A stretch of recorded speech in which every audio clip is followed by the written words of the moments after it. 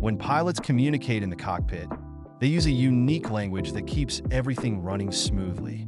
For instance, when they say "Roger," it simply means they've received the message. If you hear "Mayday," that's a serious distress call, signaling an emergency. Then there's "Squawk," which refers to setting a transponder code for air traffic control. And let's not forget "Cleared for takeoff," which is the green light for pilots to launch into the sky. These codes not only enhance safety, but also create a sense of camaraderie among crew members. It's a fascinating world where every phrase has a purpose,